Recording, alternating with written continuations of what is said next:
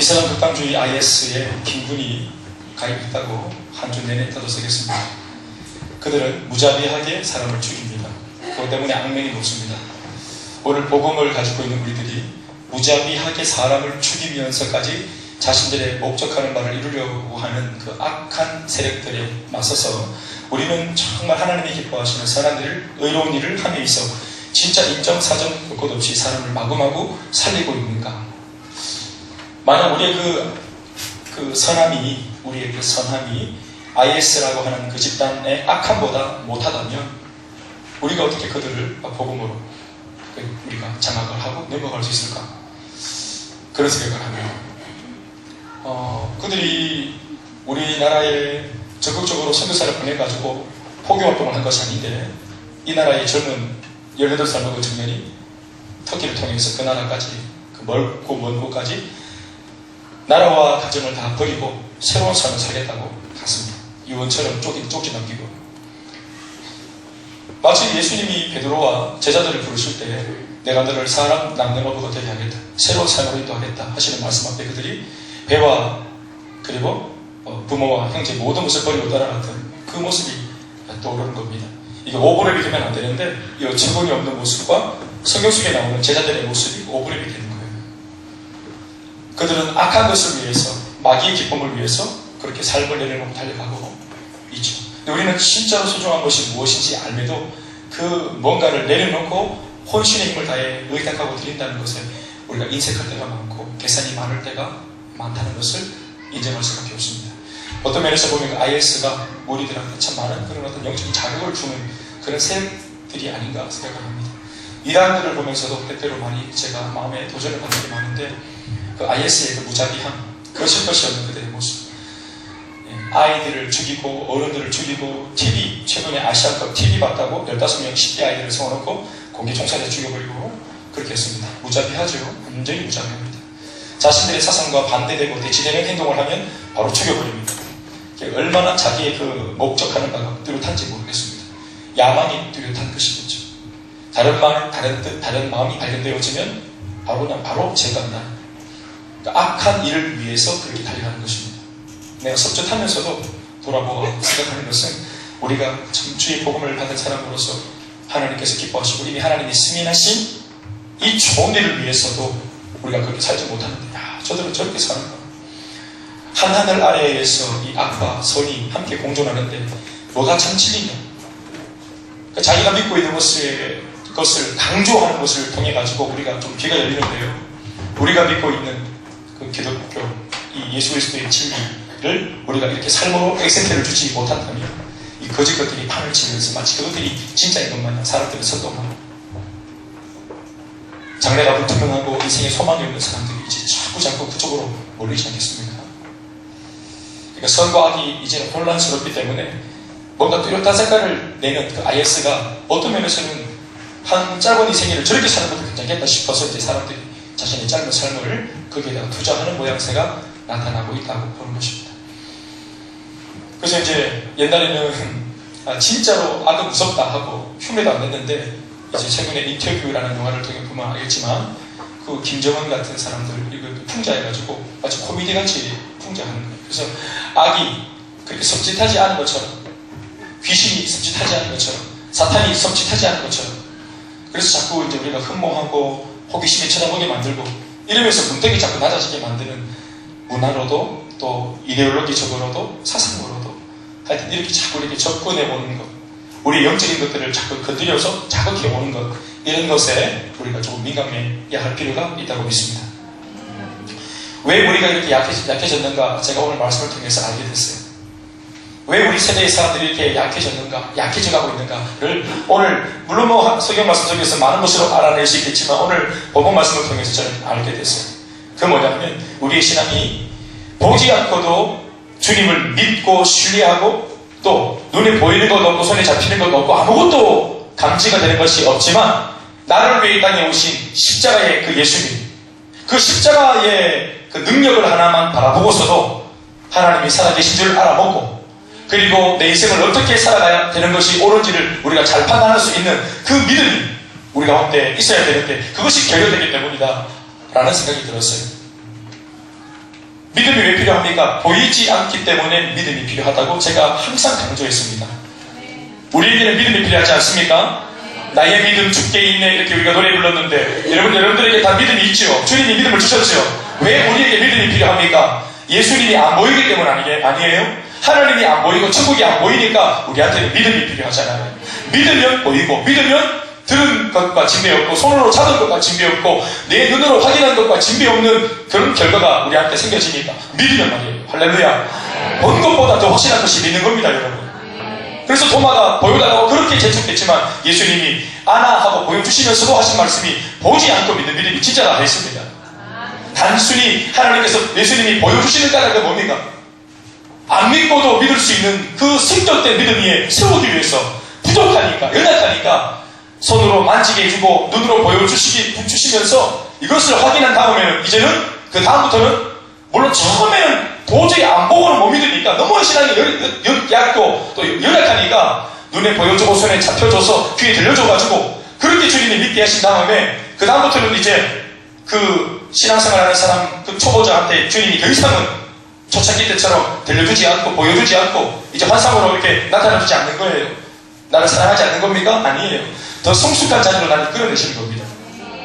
그런데 한번 보면서 믿었던 사람은 그 다음 기도가 이제 봤으니까 믿겠습니다가 아니라 한 번 보고 믿게 된 사람이 두 번째 기도가 뭐냐 하면 또 다른 것을 보여달라고 말합니다. 첫 번째 기적을 통해서 하나님의 살아계심을 깨닫고 세상 모든 것을 버리고 주님 살아계신다라고 고백하는 그 사람이 다음번에 하는 고백은 이제 내가 한번 봤으니까 믿겠습니다가 아니라 두 번째 또 보여달라고, 세 번째 또 기적과 표적을 보여달라고 끊임없이 보는 신앙, 만져지는 신앙을 추구합니다. 그러니까 보는 신앙, 만져져서 확인하는 신앙, 이것이 여러분 어린아이 신앙이거든요. 이런 어린아이 신앙으로는 여러분 정말 싸움에 능한 사탄과 싸워가지고 결국 이길 수 없습니다. 그래서 예수님은 미안하지만 우리의 마음을 얻기 위해서 미안하지만 스스로가 우리 앞에서 숨어 계시는 겁니다. 이사야 말씀처럼 일부러 숨어 계십니다. 오늘 말씀 보시면 38절부터 읽었지만 그 앞서 있는 말씀 속에 예수님께서 아마 여러분들 성경 보시면은 예수님의 말씀은 빨간색으로 다 바뀌어져 있죠. 까만색이 아니라 시뻘겋습니다. 10장, 11장, 12장 앞에까지 시뻘겋습니다. 무슨 말입니까? 예수님이 주구장창 제자들한테, 많은 무리들한테 말씀으로 뭔가를 가르치고 계시다는 말이겠죠. 하나님을 나타내 보이기 위해서 주님이 선택한 방법은 바로 말씀으로 그들에게 하나님을 계시하는 겁니다. 그래서 끊임없이 하나님의 말씀을 전했습니다. 그런데 앞서 예수님이 여러 지혜의 말씀으로 백성들을 가르치자 그 말씀을 잠잠히 듣고 있던 서기관과 바리새인 중 몇 사람이 작당을 해서 예수님께 엉뚱한 질문 하나를 던집니다. 그 질문이 바로 오늘 38절 이 첫 번째 구절에 나와 있는 말씀이죠. 선생님이여 우리에게 표적 보여주시기를 원하나이다.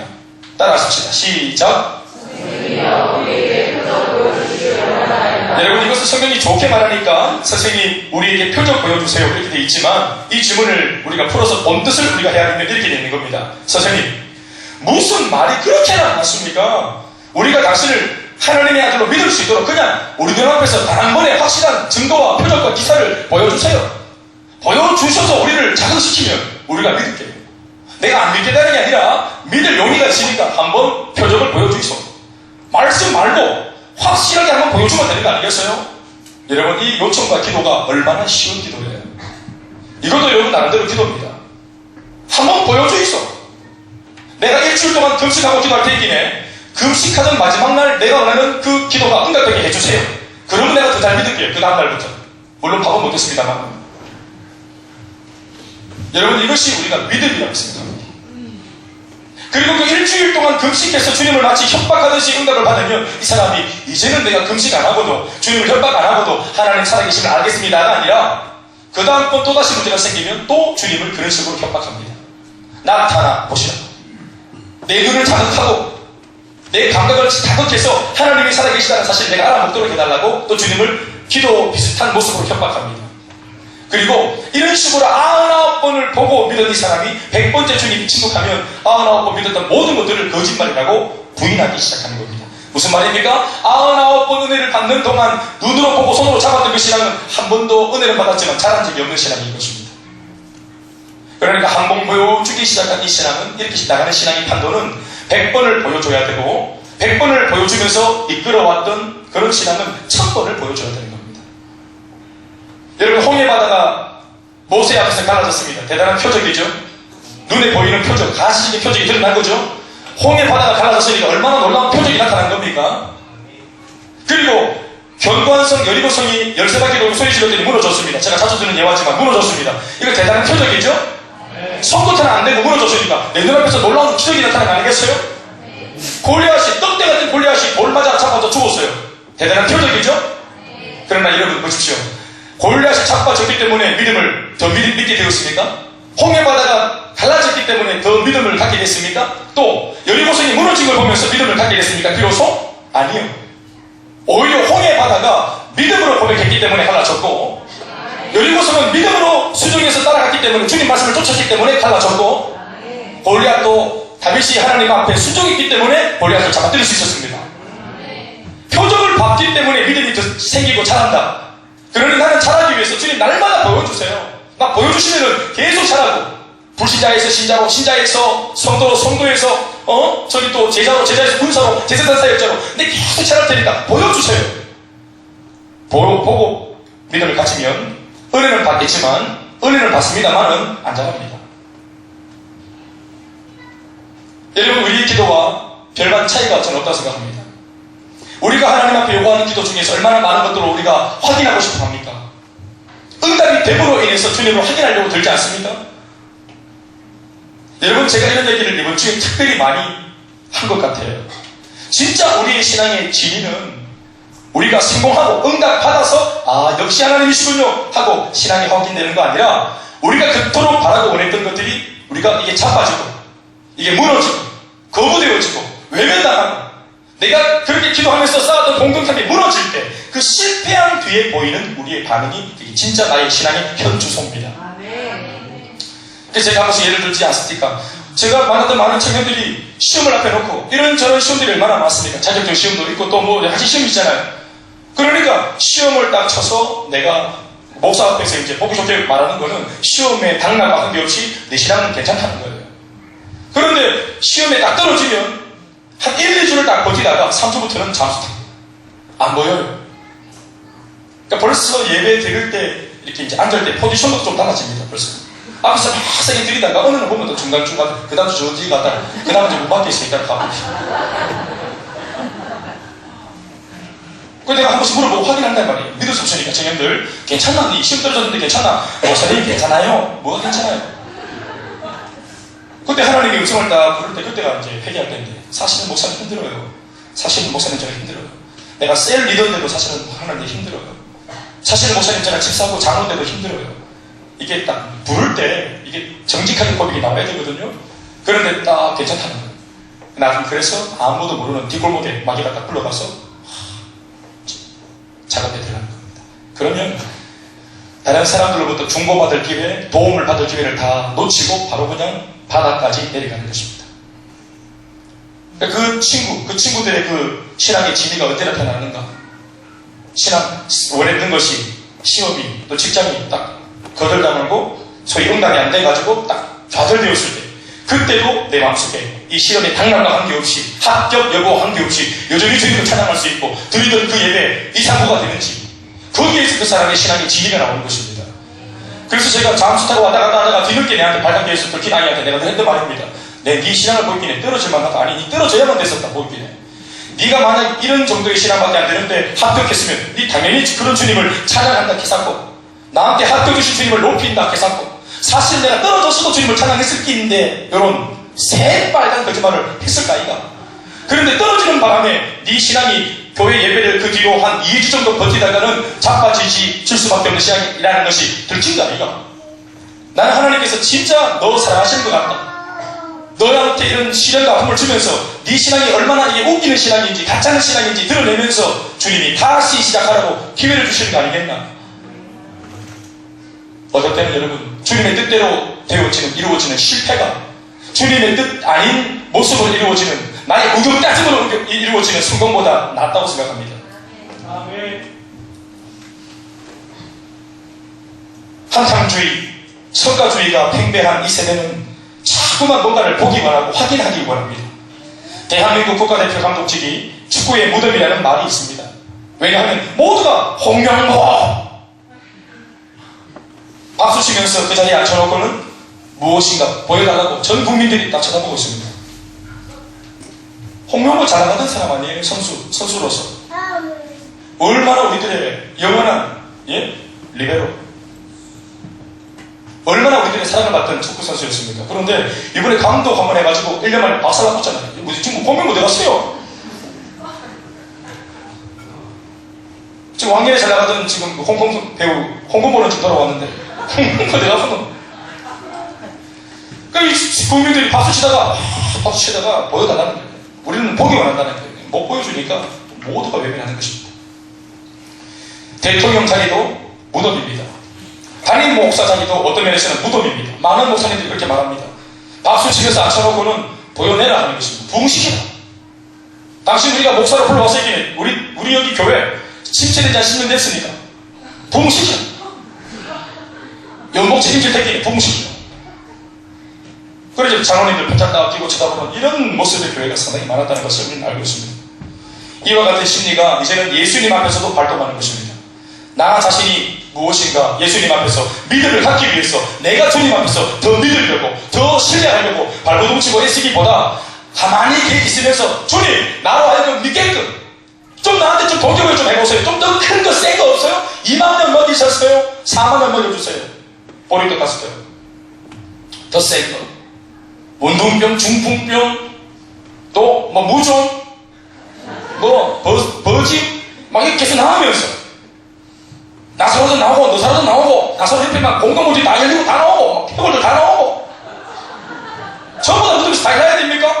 나사로 나오는 거 보면 뭐예요? 모든 죽은 자들을 살리시는 주님인 것이 확인되는 거 아닙니까? 문둥병 나사왔으면 그 표정 하나로 모든 질병 나을 수 있다는 거 그걸 믿어야 되는 거 아니겠어요? 중풍병 나사도지 중풍병 나오면 모든 이런 어떤 거시기 있죠? 예? 병리학 쪽으로 어떻게 말하면 좋겠습니까? 이 모든 육신의 지적이 예수님을 통해서 나올 수 있다는 걸 보는 거 아니겠어요? 나인성 바보의 아들 죽었다가 장례식 들고 가는 관 안에서 벌떡 일어났죠? 관 들고 가는데 관에서 뛰어내리지 않습니까? 또 누워있던 야이로의 딸, 12살 먹은 딸 죽었다가 살아났지 않습니까? 나사로가 4일 동안 쓰고 있다가 주님 부르실 때 나왔지 않습니까? 이런 놀라운 일을 통해서 나인성 바보의 아들이 살아났고 야이로의 딸이 살아났고 나사로는 살아났는데 다 죽었지? 이거 확률이네? 나도 죽을 수 있겠네? 3%가 이게 아니고 이 몇 가지 예를 통해서 우리 모두가 살 수 있다는 걸 알아야 됩니다. 아멘이십니까? 아브라함을 부르신 그 주님이 우리를 똑같이 부를 수 있고 성경 속에 나타난 모든 기적을 경험한 사람들의 그 모든 축복들이 나의 것이 될 수 있다고 우리가 여기서 응용해서 믿어야 하는 겁니다. 그러나 오늘 서기관 바리새인들은 끊임없이 보고자 합니다. 여러분 예수님보다 더 확실한 표적이 있습니까? 요한복음 1장 말씀 보시니까 애초에 아무도 하나님을 본 사람이 없는데 독생하신 예수께서 말씀이 육신되어서 이 땅에 오심으로 하나님의 존재를 자신의 온몸과 온 삶으로 드러내 나타내 보이셨지 않습니까? 예수님이야말로 표적 중에 표적인 것입니다. 가장 위대한 기적은 바로 그 십자가인데 예수님께서 신의 아들이 아닌 신이신 분이 오늘 죽어 마땅한 죄 많은 우리 인생을 위해서 이 땅에 오셔서 십자가에 달려 죽으시면서 우리 모든 죄를 용서하고 구원하고 아버지 하나님의 아들로 삼았다는 사실입니다. 이것이 병이 나는 것보다 내가 출세하는 것보다 더 위대한 기적입니다. 서기관과 바리새인은 오늘 진짜 표적 중에 표적으로 오신 예수님 앞에서 또 다른 표적을 보여달라고 재촉합니다. 그럼 여러분 보여주면 믿겠다는 이들의 요청이 진짜 어떤 면에서는 믿고 싶은데 뭐 내가 확신을 못하겠어요. 난 믿고 싶은데 내 마음은 믿고 싶은데 좀 도움을 주세요. 이런 모습입니까? 저는 그렇게 보지 않습니다. 믿으려는 마음이 없습니다. 도움을 구하고 요청하지만 그들 마음속에는 예수님이 어떤 것을 보여줘도 그것을 믿으려고 하는 마음이 이미 없습니다. 그것을 판단하고 끝끝내 자기가 저울질할 마음이 있지. 한번 보여내라. 쇼를 보고자 하는 것입니다. 인격적으로 승복할 마음이 없습니다. 사랑하는 여러분, 오늘 우리 교회를 보면은 오늘 예수님 주신 이 본문 말씀으로만 해석을 하면 두 종류의 사람이 있다고 생각하는 겁니다. 모두가 믿음이 있는 것이 아니라 이렇게 볼거리를 구하는 믿음의 사람. 보지 못해도 인격적으로 하나님 당신 자신을 신뢰하는 사람. 하나님으로부터 기인되어지는 하나님으로부터 나오는 그 어떤 부스러기, 기적들 따위가 아니라 이 기적을 얼마든지 일으킬 수 있는 하나님 당신 자체의 존재를 믿는 사람, 이게 참 믿음입니다. 아멘이십니까? 히브리서 11장 6절 말씀에 뭐라 했습니까? 믿음이 없이는 하나님을 기쁘시게 못하나니 하나님에게 나오는 자는 반드시 그가 계신 것과 자기에게 나오는 자들에게 상 주시는 이심을 믿어야 할지니라. 내게 응답 주시는 주님을 믿는 것보다 더 우선되는 믿음은 뭡니까? 하나님의 존재 자체를 믿는 믿음인 것입니다. 반드시 하나님이 계신 것과, 아멘입니까? 이걸 믿고, 이걸 믿어야 주님을 기쁘시게 할 수 있는 겁니다. 상을 받아가지고 기쁜 것이 아니라 이 상 주시는 이 존재, 선물 말고 선물을 얼마든지 줄 수 있는 그분을 내가 인격적으로 신뢰하고 믿는 것입니다. 이 밤 우리는 모두 다 기도하고 응답받으러 왔습니다만은 응답받기 전에도 기도하러 나를 불러주신 그 주님 앞에 인격적으로 순복하고 이미 감사가 우리 입에 달려있어야 하는 겁니다. 우리 마음속에 이미 감사할 준비가 되어 있어야 하는 것입니다. 우리가 바라는 것들이 무엇이든지 간에 내 딴에는 하나님 앞에 말미를 드리면서 주님, 이번 주일까지입니다. 이틀 남았어요. 주님, 보여달라. 이 마음 속에 또 다른 심리는 뭐냐 하면 반대로 안 보여주면 나 안 믿겠어 하는 마음이 들어있는 거예요. 그러니 얼추 보면 이것이 믿음처럼 보이지만 거래죠. 이건 거래고 흥정입니다. 응답을 보여달라고. 우리 부모님이 바뀌는 것을 보여달라. 여러분, 우리 부모님이 아직까지 바뀌진 않았지만 우리 교회 공동체를 보면 주님께서 나 아닌 다른 사람들, 나보다 부모님을 위해서 먼저 기도를 시작한 그 사람들이 이제 이맘만 할 때에 응답이 되어져서 온 가정이 복음화 되어지고, 할렐루야, 질병이 회복되어지고, 아멘이십니까? 그러니까 이런 일들이 일어나는 일들을 우리 주변에 보잖아요. 그것도 흔히 자주 보잖아요. 우리 교회에서. 아멘이십니까? 이것이 무슨 말입니까? 저들은 복 받았고 나는 지금 외면 나가나? 나는 왜 이렇게 오랫동안 기도하지만 응답이 안 되노? 나는 지금 난 죽은 자식이가? 이런 게 아니라 항상 마음속에 몇 가지의 증거들과 흔적들을 보고 그 표적들을 보면서 이 표적과 기적이 이르고 나를 불러주신 하나님 앞에서 나도 끊임없이 신뢰하고 믿음을 구하면 일어날 수 있는 일이 얼마든지 나의 삶에도 일어날 수 있는 제2, 제3의 표적과 기적이다. 이것을 믿어야 하는 것입니다. 왜 간증을 합니까? 네 발톱 굴다 잘하지 않으려고 간증을 하는 것입니까? 아니요. 이 친구가 뭐라고 해고 교회에 왔습니까? 이 사람 형제가 초만 올 때 물론 우리가 말은 이제 그때 안 했지만 내가 어떤 마음으로 앉아있는지 알았거든요. 초창기 1년 때, 1년차 때 얼마나 대바라지 앉아 있었습니까? 내 1년 이전에 한 달 해보고요. 1년 한 내 투자해보고 이게 계속 갈 건지 뺄 건지 나 1년 동안 한번 검증해보겠다는 거예요. 하나님을 검증해보겠다는 거예요. 똑같잖아요. 선생님이요, 우리에게 표적 보여주시기 원합니다. 단서가 없이 1년 동안 보여내라. 그 말 듣고 천사들이 얼마나 바빴겠어요. 막 북거리고 난리가 났게 천국에서 또 반대파들은 그냥 정말 내보내라 기사입니다. 아이고 귀한데 왜 그러노? 또 닦았으면 된다 하면서. 그 아무튼 하나님 은혜 주셔가지고 기적을 봤어요. 우리 교회에서 홍해를 쪼갰습니까? 우리가 권리아 같은 애를 때리가 잡아뜨려도 어떻게 뭐 했어요? 우리가 기적을 보여준 거 없어요. 우리가 뭐 했어요? 본인도 간증에서 말했지만 양육하고 훈련하고 계속 잡은데도 계속 말씀을 세게 잡을 때는 세게 말씀 전하고 살살 잡을 때는 살살 전하고 계속 주구장창한 것은 말씀 전하는 것밖에 없어요. 오늘 예수님이 시뻘겋게 이렇게 적어놓은 것처럼 계속 말씀하고 다른 거 없냐? 그것도 말씀, 그것도 설교할 때 한 시간씩, 그것도 빠른 말로 이 원고로 만들었으면 이 설교가 한 3시간짜리 되는 겁니다. 막 이래만 빠르지. 계속 말하고 달도록 주일날 2시간 반 얘기도 모자라가 또 따로 양육 발표 해가지고 또 한 번씩 방황했을 때도 방황할 때도 불러가 본고제 해가지고 또 막 저 한대로 들고 가가지고 막 협박하고 밤에 새벽에 똑바로 해야지 이따가 해가지고 지금 한 4주째 안 비노니 왜 이러노? 그렇게 하고 그래가지고 또 뭐 다시 또 땡기가 하고 쉬르고 또 닦고 내고 뭐라가 그래가지고 이제 인간 만든다고. 그럴 때는 이번에 우리 지난주에 요다일이 저기 거창에 가는데 여기가 자기 고향이라 하면서 미리 엄마 아버지한테 다 전화해가지고 우리 목사님 한 번만 만나라고 뭐 그걸 나가니까 막 울고 무슨 마마. 근데 엄마가 지난 주일날 아이고 야야 됐다만 내가 대구에 갈게, 내가 교회 앞에 갈게 이까지. 물론 엄마가 그렇게 얘기하고 싹 다 빼셨지만 그런 말을 한 것 자체가 귀하지 않습니까? 이번에 하는 엄마가 이제 그렇게 좀 약속 어기도록 우리가 배려했으니까 다음에는 두 번째는 거절하기 어렵단 말이에요. 거절해도 괜찮고 왜? 또 세 번째 또 약속 얻어내면 되니까. 아멘, 아멘. 나는 13년 했다, 13년. 우리 엄마 아버지 똑바로 해라, 똑바로. 아이고, 여러분, 이 고백이 내 고백 아니겠어요? 표정을 보여내라고. 주님 앞에 내가 얼마나 내가 모르겠어요. 표정을 보여내라고. 왜냐하면 여러분, 제 신앙이 표정을 보면서 가진 신앙이었거든요. 예. 1990년 8월 7일, D교회 1점 새벽기도 바로 받아졌어요. 거기서 제가 구찬송가 325장 3절 가사 묵상하다가 주님 명령했단 말이겠어요? 주 예수 대문 받기 기다렸었으나 단단히 잠거더니 못 들어오신 이 모든 것이 나의 죄. 드셔서 자성하사 사탄하지 마소서 하고 영접기도를 찬송가를 가사를 묵상하다가 절로 영접을 된 거예요. 영접기도가 있는지도 몰랐어요.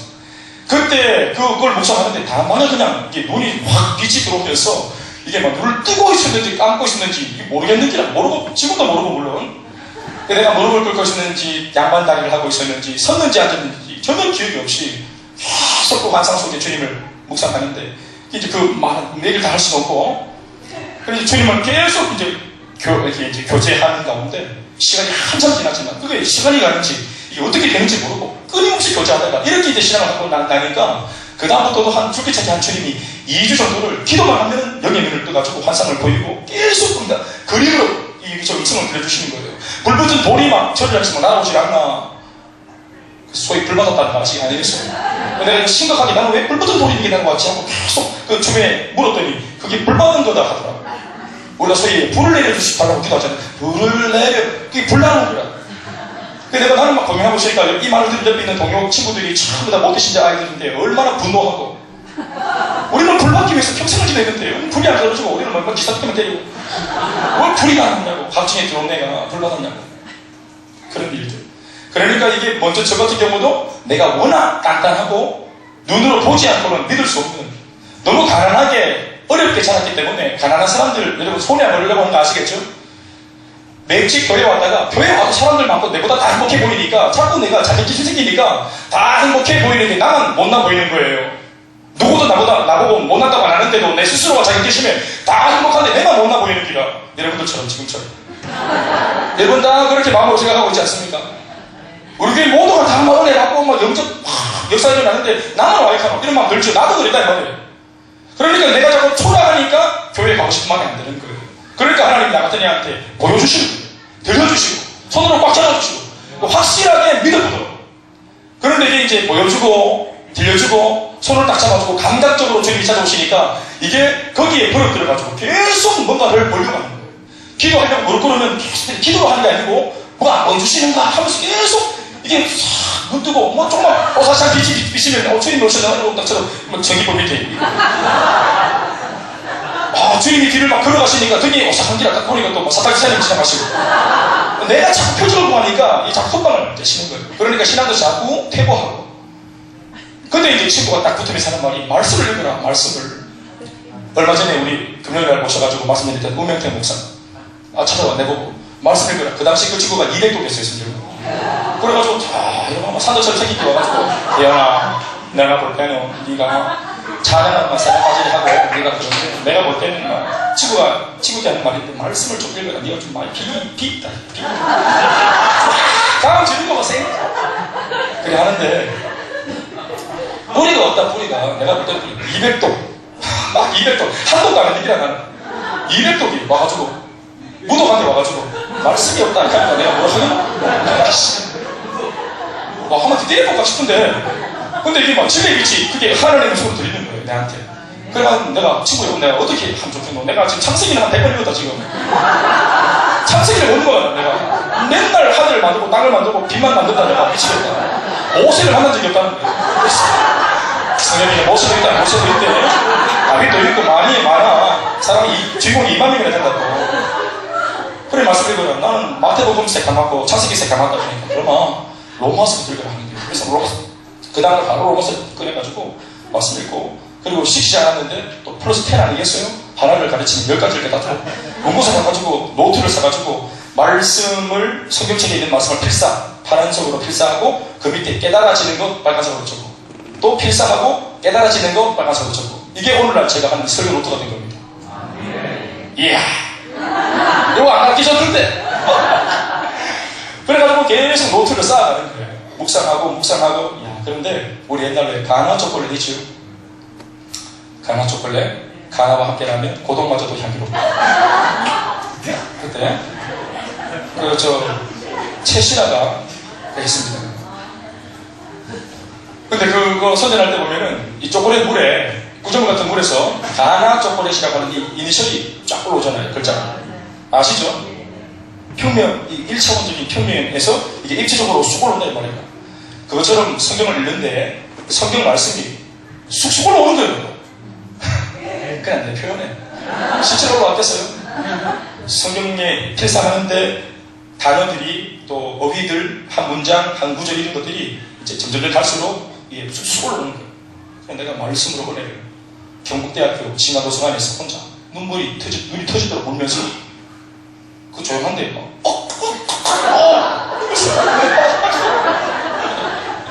계속 막 죄송합니다. 어디 받아가지고 그래 자대반에 가가 막 울고 반에 빈강의실 들어가면 울고 기도하고 난 경대생이 아닌데 한 2년을 내가 울었어요. 그 경대에서. 한 번은 또 아무도 없는 경대 그 자대반에서 아마자 향소리를 크게 이러더니 개구리들이 개구리들이 전심으로 막 톡소를 주다 개구리들이 대학가 또 순천하는 그 방범은 아니고 그 대학가를 순천하는 그 학생애들 그 친구들 앞에 또 들거리가지고 물다가 들거리가지고 뭐 하면 은혜 받았다고 지금.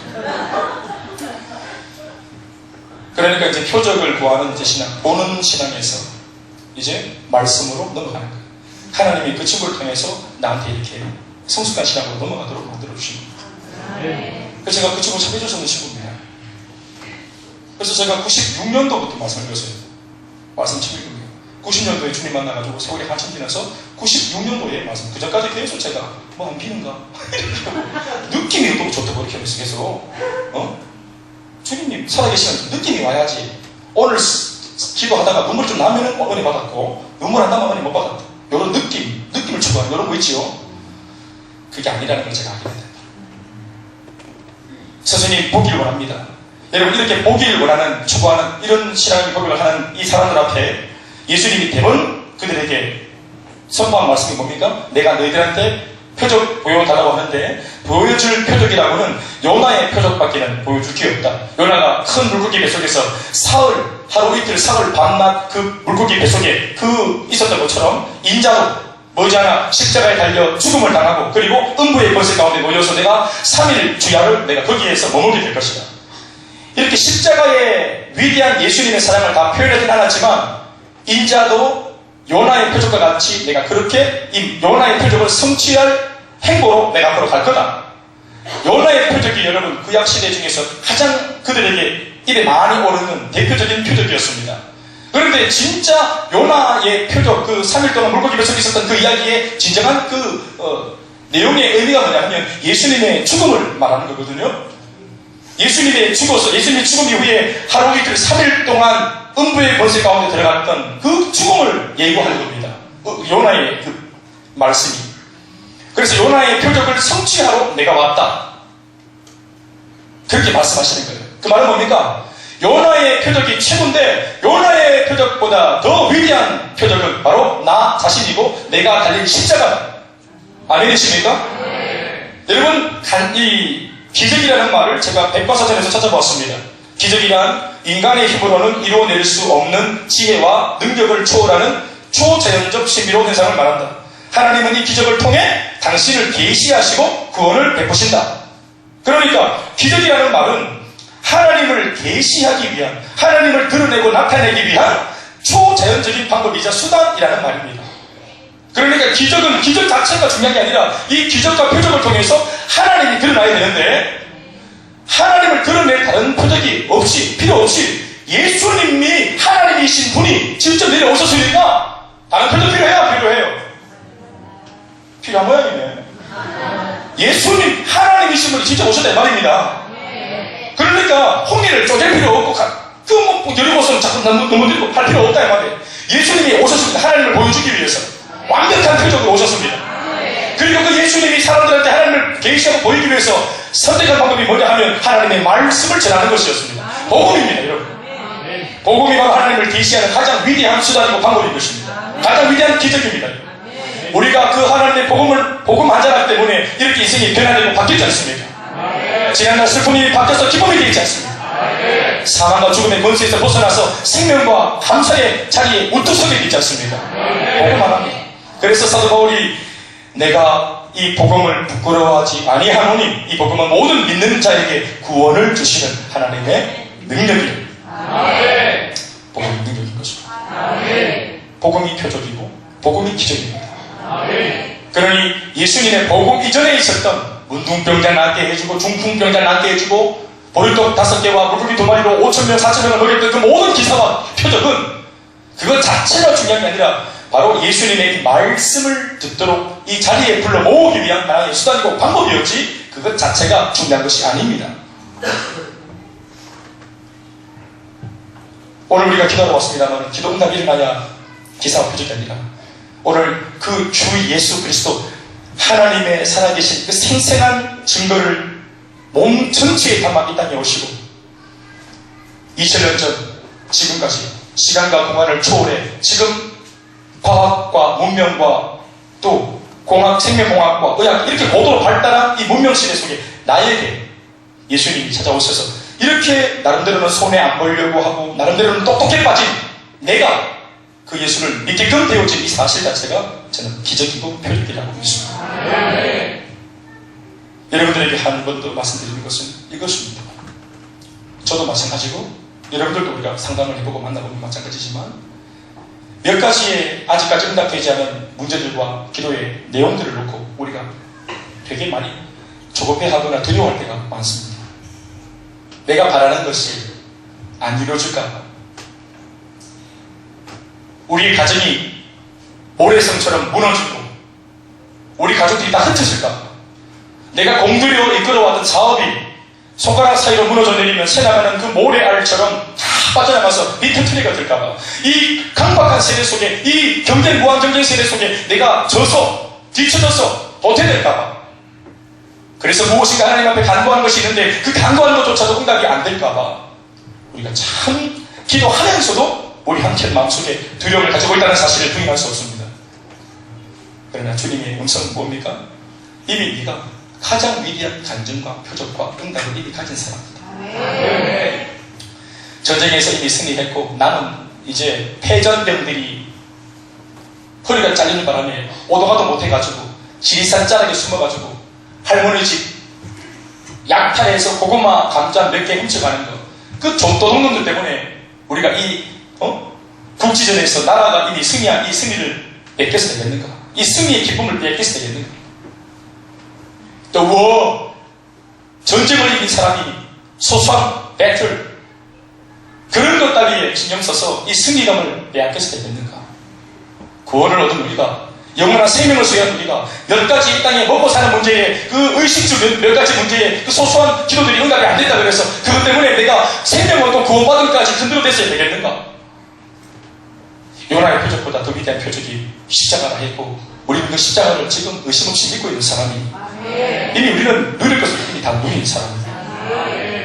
그래서 예수님이 하신 말씀이 뭡니까?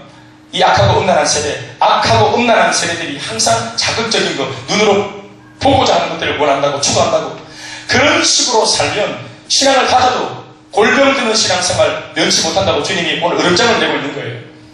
그러면서 뭐라고 경고하고 있습니까? 나중에 말세 때가 오면은 요나가 복음을 전해서 살아났던 구원받았던 그 니느웨 사람들 여러분 니느웨 사람들 다 요나 때문에 회개하고 구원받았죠? 그 니느웨 사람들 지금 다 천국에 있다는 사실 믿습니까? 천국에 니느웨 사람들이 있어요. 나중에 올라가서 확인해 보십시다. 그 니느웨 사람들이 말세에 뿔따고 낸다고 그랬어요. 우리들한테 같은 천국에 올라갈 때 그 니느웨 사람들이 그 입구 초입에서 우리를 다 기다린대요.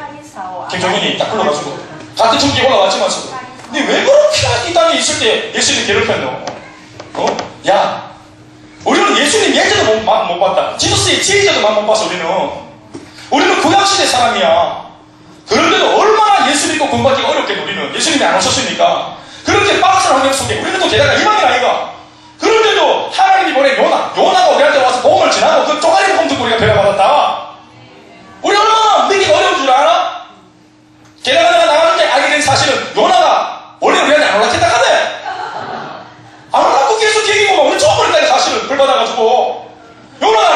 모습이 집안마다 다 죽은 거야. 근데 요나가 막 하나님한테 막 박살나고 풍랑 만나고 바다에 떨어지고 물고기가 삼키고 그 물고기가 감싼다면서. 또 물고기가 또 막 딴 데한테 토하고 또 니네 앞에 또 앞바다에 토하고 그래가지고. 그래 막 비린내 막 우르내내 막 쏟아져. 물고기 위에서 한 3일 있었으니까 얼마나 그 비린내가 심했겠어. 비린내를 진동시키면서. 그래 나와가지고 요나가 그렇게 막 불평스러운 마음에 저것들을 내가 예수 전해서 복음을 전해가지고 살려야 되겠나 싶은 이런 불평스러운 이 대먹지 못한 요나가 전한 복음에도 니네 사람들이 그 쪽지 복음을 듣고 전 국민들이 다 구원받아 살아났지 않습니까? 그런 니네 사람들이 저 위에 올라가서 우리를 바라보면서 아이고 진짜 좋은 시대를 만났는데도 이 구원의 복된 소식을 입에 갖다 떠담기는데도 저하고 앉아있네. 김 목사는 요나보다 나은데 이러고 있어서 요나는 뭐 도망가 버리겠잖아. 요즘 안 도망가잖아. 그래도 요나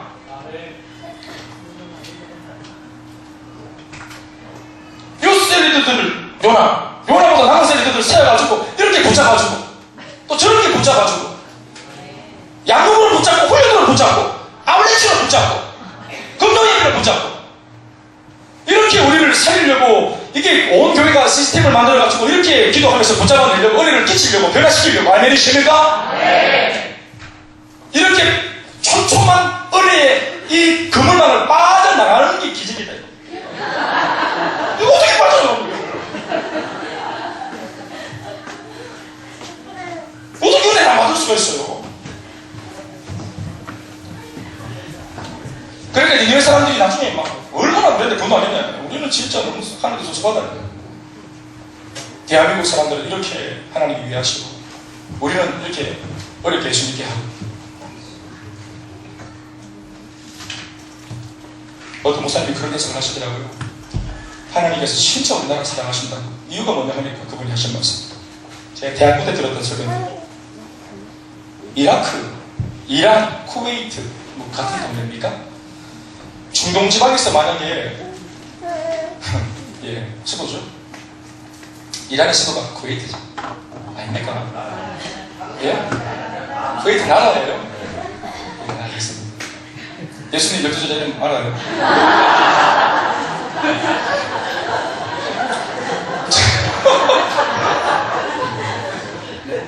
중동 지방 사람들이 미국 건드리면 미국이 바로 팔도 걷고 바로 스크듬 사이 보내가지고 다 볶아버려요.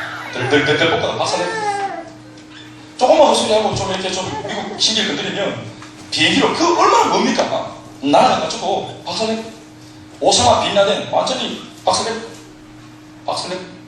소리 안 나는 헬리콥터 2대 가가지고 박살내고.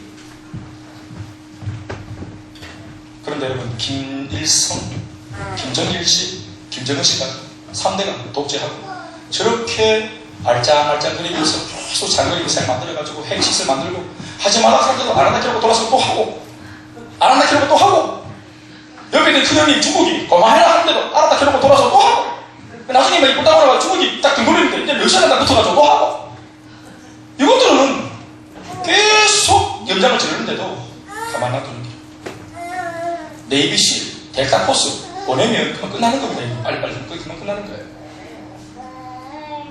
그런데 이것을 물론 뭐 외교적인 문제도 연루되어 있겠지만 뭐 중동은 외교적인 문제가 없습니까? 그런데 아나무인격으로 박살내고 지금 한반도는 그렇게 하지 않고 물론 이해관계가 되겠지만 우리가 신앙을 가진 사람으로서 좀 단순 무식하게 고백할 수 있는 부분이 뭐냐면 하나님의 은혜를 좀 부으시는 겁니다. 북한에 여러분 아직까지 기도하는 많은 우리 지하에 성도들이 있다는 거 아시겠죠? 우리 이미 그 정체가 다 드러나서 우리 다 알고 있지 않습니까? 그들이 어떤 순교의 각오로 기도하고 있는지 복음으로 통일되기를 그들이 얼마나 기도하고 있는지 아멘이시죠? 네. 기도가 받고 있는 하나님의 은혜를 주신 것입니다. 보이지 않는데도 손에 잡히지 않는데도 하나님께서 복을 주시는 것입니다. 믿음이 없으면 보지 않고서는 아니라 믿음이 없으면 하나님을 기쁘시게 할 수 없다 했습니다. 제가 참 개인적으로 좋아하는 말씀인데요. 베드로전서 1장 8절 말씀. 예수를 너희가 보지 못하였으나 사랑하는도다. 이제도 보지 못하나 믿고 말할 수 없는 즐거움으로 기뻐하느니. 이제도 보지 못하나 말할 수 없는 영광스러운 즐거움으로 기뻐. 예수를 너희가 보지 못했지만 우리가 믿음으로 사랑하는 것입니다. 안 봤습니다. 못 봤습니다만은 믿으면 사랑할 수 있는 것입니다. 히브리서 11장 1절 말씀, 우리 잘 아는 말씀 다 같이 읽어볼까요? 시작. 믿음은 바라는 것들의 실상이요 보이지 않는 것들의 증거이요. 믿음은 안 보여도 보인다고 말할 수 있게끔 만들어주는 능력인 것입니다.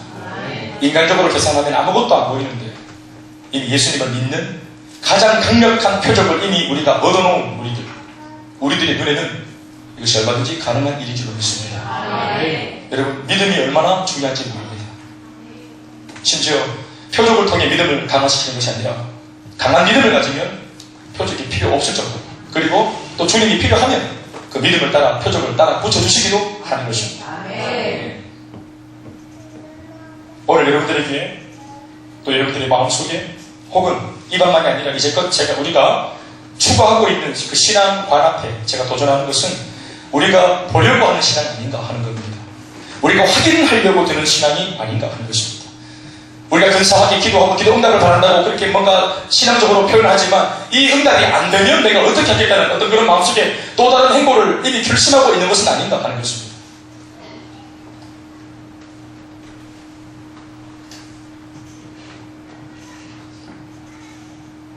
표적을 말하는 세대는 거짓되고 게으른 세대입니다. 영적으로 게으르고 꿈쁩니다. 그러니 자기는 아무것도 하지 않고 주님이 보여주시는 것만 그냥 눈을 뜨고 있으면서 확인하겠다는 것입니다. 기도는 힘듭니다. 왜냐하면 보고만 있는 것이 아니기 때문에. 예배를 드리는 것도 행위입니다. 보는 것이 아니란 말이에요. 대체로 우리가 감지할 수 있는 성장과 성숙의 그 은혜의 포인트는 보면서 변화받는 게 아니라 우리가 하나님 앞에 헌신하고 또 말씀을 우리가 믿고 순종하고 삶으로 행하면서 자라는 것입니다. 그러니 믿는 것도 중요하고 믿는 대로 행하는 것도 중요한 것입니다. 보는 것은 우리를 불구로 만드는 것입니다. 여러분, 오늘 여러분 예수님 말씀하시는데요, 43절 이하의 말씀이 오늘 예수님의 이 서기관과 바리새인과 오늘 이와 같은 신앙을 가지고 있는 표적 중심의 신앙관을 가지고 있는 사람들한테 주시는 이게 경고의 말씀입니다. 저는 처음에 이 두 가지 말씀이 잘 매치가 안 되는 거예요. 요나의 표적의 이야기와 이 귀신 이야기가 왜 같이 붙어 있을까? 이게 잘 해석이 안 됐는데 제가 오전을 묵상하다가 이 말씀의 흐름을 제가 좀 맥을 잡았어요. 처음으로 43절 44절 말씀을 다시 읽어봅시다. 시작.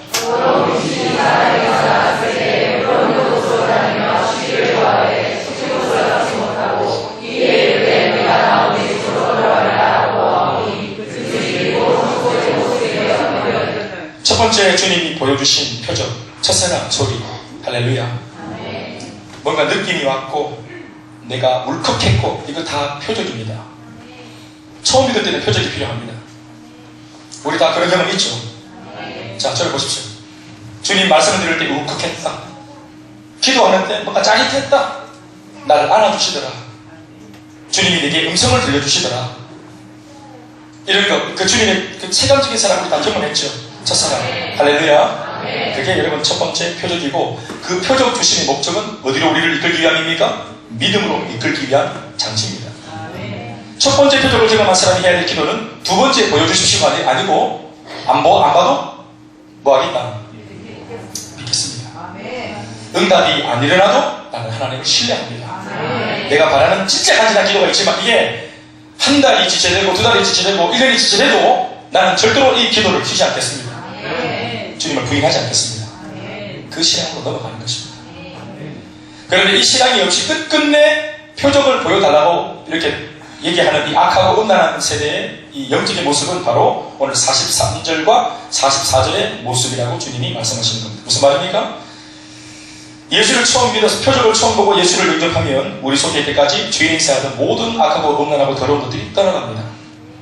이제껏 주인 행세하는 모든 마귀, 사탄의 어둠의 세력들이 다 떠나가는 것입니다. 예수를 영접하는 그날. 할렐루야. 그러나 우리의 삶에서 완전히 떠나간 이 귀신의 세력들이 영원히 떠나가는 것이 아니라 말씀 보니까 어떤 힌트를 얻을 수 있습니까? 리턴하려고 합니다. 이에 44절, 내가 나온 내 집으로 돌아가리라 하고 와보니 그 집이 비고 청소가 되고 수리되었다. 청소가 되고 수리가 되었다. 이 말은 뭐냐 하면 나름대로 이제는 예수님을 믿기로 마음을 먹고 신앙생활을 하기로 결단한 사람입니다. 그래서 그 속에 있는 모든 것들을 폐기하고 과거를 다 청산하고 깨끗해지고 뭔가 마음이 비워져 있습니다. 그러면 이렇게 집이 비고 청소가 되고 수리가 된 이 집에 또 다른 것으로 채워 넣어야 이 사람의 신앙이 자라는 것입니다. 비워만 넣는 것이 아니라 비워진 이 집, 빈집 속에 내 인생 송두리 젖을 볼 때 아가사탕이 떠났을 때에 주 예수를 진짜로 우리가 손님이 아니라 주인으로 인정하고 그 주님으로 가득 채워가고 성령으로 채워가고 날마다 내가 말씀으로 점점점 자라고 우리 안에 있는 모든 가치관들, 가정관, 직장관, 물질관, 이 모든 가치관에 주님을 주인 노릇하도록 세워놓고 주님을 따라가는 삶이 일어나야 하는 것입니다. 그런데 은혜만 받고 감동만 받았습니다. 진짜로 예수님을 인격적으로 내 삶의 주인으로 인정하지 않고 모시지 않았습니다. 그래서 복음을 듣고 반응하는 사람을 보면서 제 진짜 겁먹고 달아난 사탄이 다시 돌아와 보니까 집이 깨끗하게 정리가 된 걸 보니까 처음부터 집안에 들어올 수 있겠다는 어떤 확신을 넣었었던 모양이에요. 이 귀신이 그냥 네 편에서 와본 거예요. 별다리 갈 것도 없으니까 와봤는데 마침 와보니 주인이 없고 깨끗하게 청소만 된 겁니다. 그러니까 이 귀신이 어떻게 합니까? 떠나가서 자기보다 더 악한 귀신 7마리를 데리고 와서 그 집을 들어와 그 집을 장악하는 거죠. 왜 더 악한 귀신 7마리를 데려옵니까? 이전에 어설픈 복음 앞에서 지가 한번 쫄아봤거든. 그러니까 다시는 이 사람이 복음을 듣지 못하도록 만들려고 더 강력한 귀신을 데려오는 겁니다. 이게 바로 끝까지 보겠다고 고집하는 신앙의 사람의 결국입니다. 마지막 45절 말씀이 그것을 바로 짚어주죠. 시작. 이에 가서 저보다 더 악한 귀신 7을 데리고 들어가서 거하니 그 사람의 나중 형편이 전보다 더욱 심하게 되느니라. 마지막 말씀이 중요합니다. 시작. 이 악한 세대가 더하는 이렇게 되리라. 이 악한 세대가 누굽니까? 표적을 구하는 악한 세대가 이런 꼴을 면치 못할 것이라 말하는 것입니다. 말씀을 드리겠습니다. 보여달라. 보여주면 믿겠습니다. 그러니 안 보여주면 못 믿겠다는 것이겠습니다. 어떻게 보면 너무너무 쉬운 기도입니다. 그리고 주님 앞에서 서도 어떤 면에서는 보기 좋은 흔적이 될 수 있습니다. 주님 내가 안 믿겠다 하는 것도 아니고 믿을 테니까 헌신할 테니까 하나 보여주세요. 제가 좀 못되게 말했지만 우리 이런 기도를 우아하게 할 때가 있습니다. 하나님 아버지요, 전능하신 하나님 아버지요, 우리 집에 병건자가 있는데 이 병이 나으면 내 삶을 다 드리겠습니다. 그럼 주님이 묻습니다. 안 나으면 하나님 아버지, 전능하신 아버지요, 대학 시험 합격하면 내가 내 남은 인생을 다 드리겠습니다. 주님 말씀하십니다. 합격 못하면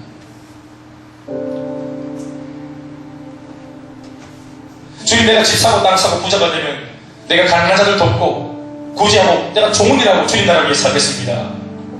부자가 안 되면 하나님 우리 교회가 더 부강해지고 더 부흥하면 우리가 세계 성장했습니다. 부흥은 하면 그러면 예배도 안 드리고 그러면 주님의 기쁨이 안 될래요. 네 기도가 조금 지연이 되고 네 기도가 조금 응답이 더디면 그 하나님은 죽은 하나님입니까?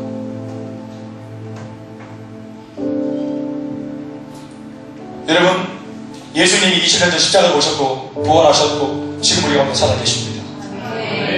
이것이 주님이 하신 우리에게 다 보여준 표적입니다. 이미 주님은 다 하셨습니다. 예수님이 십자가에서 그래서 뭐라 하셨습니까? 헤테레스타이 다 이루었다. 다 내가 너희들한테 줬다. 이것은 충분하다. 좀 더 제가 노골적으로 말해볼까요? 예수님의 십자가만으로도 구원받지 못하고 이 십자가를 나는 내가 믿기에는 십자가만으로는 부족하다. 내가 예수를 믿기에는 이 성경책만으로는 부족하다라고 말하는 사람한테는 주님은 다른 방법이 없습니다. 야야, 나는 너를 살리기 위해 한다고 다 했는데 이것으로 네가 나를 못 믿겠으면 더 이상 나는 네한테 해줄 게 없다. 우리가 이 성경을 못 믿으니 예수님께서 성경 제2권을 우리 가운데 주셨습니까? 아니죠. 우리가 예수님을 못 믿으니까 예수님 이 땅에 다시 성육신 하셔가지고 시즌2 사역을 시작하셨습니까? 아닙니다. 이미 주님은 다 이루셨고 그 놀라운 약속의 말씀을 이 책에 다 담아 완벽하게 주셨습니다. 이제는 누가 할 차례입니까? 내가 할 차례입니다. 뭐 해야 되겠습니까? 믿기로 결단하는 것입니다. 그리고 잘 안 믿겨진다면 주님이 문제가 아니라 내 믿음이 없는 것을 고쳐달라고 기도해야 됩니다. 주님 한 번만으로 충분합니다. 주님 복음만으로 충분합니다. 십자가만으로 충분합니다. 이것만으로 우리 모든 육신의 질병이 다 나을 수 있습니다. 우리 가족의 모든 질병이 다 회복될 수 있습니다. 우리 가운데 얽혀진 모든 관계가 다 회복될 수 있습니다. 우리 인생의 모든 문제가 이 한 가지만으로 다 고침받을 수 있습니다. 이 충분한 답을 오늘 마음속에 더 믿을 수 있도록 몸부림치고 기도하는 우리가 다 될 수 있기를 주의 이름으로 축원합니다. 다 같이 자리에 일어나셔서 우리 같이 찬양하고 하시고 기도하시겠습니다.